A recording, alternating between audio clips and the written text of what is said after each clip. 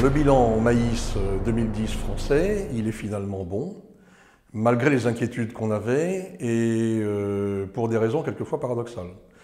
Il est bon au niveau des rendements, et puis le bilan économique est bon, puisque nous avons des prix élevés, enfin corrects, et donc l'équation économique de l'ensemble est satisfaisante. Les prix aujourd'hui, on va dire net de séchage, c'est toujours délicat de dire un prix moyen, mais on pense que le prix moyen va s'établir autour de 160 € la tonne.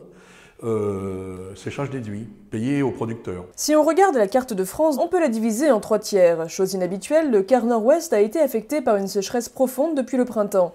Les zones de production de maïs fourrage ont donc été les plus touchées. Le deuxième tiers concerne la grande zone de production de maïs grain au sud-ouest qui va du Poitou-Charentes au Midi-Pyrénées. Si l'année a été assez sèche, les conditions climatiques n'ont jamais été extrêmes pour autant. Grâce au progrès génétique et à la technicité des agriculteurs, les rendements ont donc été bons, voire supérieurs aux prévisions. Enfin, le quart nord-est a été très arrosé mais a subi des températures plutôt froides et un rayonnement faible. Les rendements ont donc été bons en pluvial et moyens en irrigué. Cette année, la production de maïs en France a également souffert d'un autre problème que la sécheresse, la pression des ravageurs. L'année 2010 a été caractérisée par une pression accrue des ravageurs, une augmentation du nombre de ravageurs. Il y a des ravageurs dont on n'entendait plus beaucoup parler qui étaient présents, plus les classiques, les taupins, etc.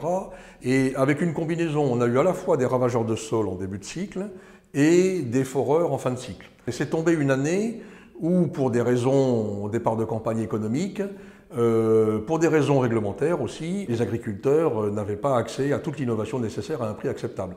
Ce qui fait que sur les 3 millions d'hectares de maïs français, en gros moitié grain, moitié fourrage, à peine un tiers cette année ont été protégés contre les insectes. On n'est pas loin de 10 quintaux de nuisibilité de l'ensemble des ravageurs sur la production de cette année. Les producteurs de maïs français souffrent de la concurrence des autres pays producteurs et notamment des États-Unis. Ils ont les traitements de semences, ils peuvent traiter les maladies par traitement foliaire s'ils le souhaitent, alors que nous on fait plutôt du tri variétal, ce qui nous pénalise un petit peu. Ils ont évidemment les OGM contre les foreurs et contre Diabrotica, et quand on est au cœur du Midwest, on va dire qu'on a une pluviométrie estivale régulière. Donc ils sont vraiment dans les conditions de rendement optimum. Et la réglementation en France sur l'irrigation ne vient pas améliorer les choses. Il y a des grosses discussions puisqu'on veut nous diminuer de façon drastique les volumes prélevables, et on sait que notamment dans le sud-ouest, dans certains bassins, les baisses auxquelles on pense ou dont on a entendu parler de 20 à 30% pourraient déclencher des catastrophes économiques dans la mesure où on est déjà très près des effets de seuil. Heureusement, pour pallier ces difficultés, les producteurs français peuvent s'appuyer sur le progrès génétique. En moyenne, un agriculteur en maïs grain, il change de variété tous les 3 ans et demi.